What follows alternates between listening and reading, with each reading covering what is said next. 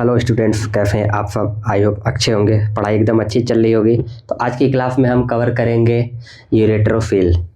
ये female reproductive disorder complete कर रहे हैं हम। ये यूनिट कंप्लीट होने के बाद हम कोई और यूनिट लेंगे, लाइक हम लोग नर्वस सिस्टम स्टार्ट करने वाले हैं। तो अभी तो ये फीमेल रिप्रोडक्टिव डिसऑर्डर की यूनिट चल रही है। तो यूरेट्रोफिल देखते हैं। तो डिफिनेशन देखते हैं। Ureterocele is a sacculation of the terminal portion of the ureter. A ureterocele is a birth defect. ये एक बर्थ डिफेक्ट होता है और यूरेटर का जो है टर्मिनल पोर्शन में वो फैकुलेट टाइप का हो जाता है, तो ये यूरेट्रोसिल होता है। अब इन्फिडेंस देख लेते हैं। Ureteroceles occur in about 1 in 500 to 1 in 4000 people, यानी कि 500 लोगों से 4000 लोगों के बीच में एक को हो जाता है। और यह फीमेल में ज़्यादा होता है रेदर देन मेल में। और bilateral in 10%। Ectopic ureteroceles are 4 times more common than those that are intravesical. Aetiology की बात कर लेते, इसका ureterocele has been attributed to delayed और incomplete canalisation of the ureter but leading to an early prenatal obstruction and expansion of the ureteral bud prior to its absorption into the urogenital sinus. The cystic dilation forms between the superficial and deep muscle layers of the trizone.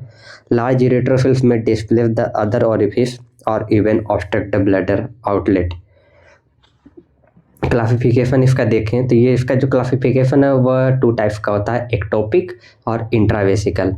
Ectopic में हम आते हैं some part extend to the bladder neck और urethra associated often with duplicated ureter, यानी कि ये कि जो नेक यूरेथ्रा तक कुछ ब्लैडर का पार्ट है वह एक्सटेंड कर जाता है, यह एक्टोपिक में होता है। और ये कि डुप्लीकेटेड यूरेटर टाइप का एसोसिएट रहता है। इंट्रावेसिकल में confined with the bladder associated often with single ureter.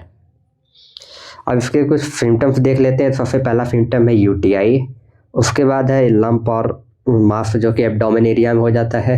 प्रोलैप्सिंग from urethra, urinary incontinence होगा, यूरिनरी ऑब्स्ट्रक्शन होगा, एब्डोमिनल पेन होगा और हिमेचूरिया होगा। और इसका जो डायग्नोस्टिक इवेल्युएशन है, इसको हम कैसे डायग्नोस्टिक इवेल्युएट कर सकते हैं। तो डायग्नोसिस का पता करने के लिए कुछ टेक्स्ट है, जैसे लेबोरेटरी स्टडीज में हम यूरिन एनालिसिस देखेंगे, यूरिन कल्चर देखेंगे, कंप्लीट ब्लड सेल काउंट देखेंगे, सीरम केमिस्ट्री जिसमें हम स्पेशली ब्लड यूरिया नाइट्रोजन और सीरम क्रिएटिनिन देखेंगे, ब्लड कल्चर, फंगल कल्चर और यूटीआई का अगर कोई एविडेंस है तो वो भी देखेंगे हम।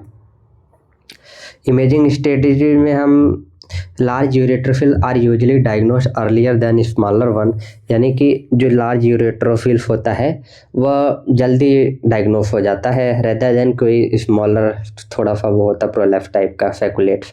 यूरेट्रोफिल may be discovered before the baby is born during a pregnancy ultrasound. Ureterocele जो है वह है कि बच्चे के पैदा होने से पहले भी पता चल जाता है अल्ट्रासाउंड के माध्यम से। Some people with uretrophils do not know they have the, often the diagnosis is made later in the life due to kidney stone।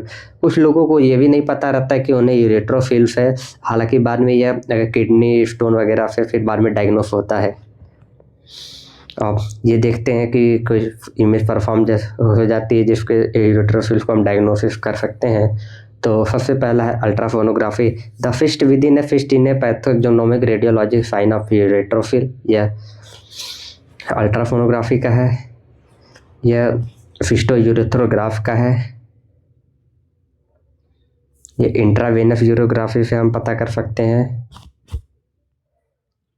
उसके बाद एमआरआई से पता कर सकते हैं, न्यूक्लियर रीनल स्कैन से पता कर सकते हैं, सीटी स्कैन से पता कर सकते हैं, फिस्टोस्कोपी।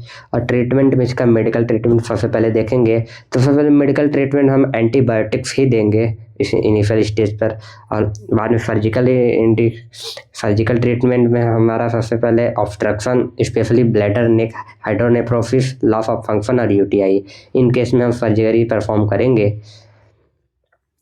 ये सर्जरी होता है जैसे इसमें एंडोस्कोपिक इन्फ्यूजन करेंगे, अपर पोल नेफ्रेक्टोमी करेंगे, यूरेट्रोस्टोमी करेंगे, इन ब्लॉक री इम्प्लांटेशन करेंगे, हेमिफ्रो यूरेट्रेक्टोमी करेंगे। और ये रही आज की क्लास। कोई डाउट हो तो कमेंट बॉक्स में पूछ लीजिएगा। ये इम्पोर्टेंट टॉपिक नहीं है, बहुत कम पूछा जाता है, हालांकि पढ़ने के लिए चाहिए था। तो ये इतना इम्पोर्टेंट नहीं है एग्जाम के हिसाब से, आप लोग इसको ऊपर ऊपर से देख लीजिएगा। Thank you so much.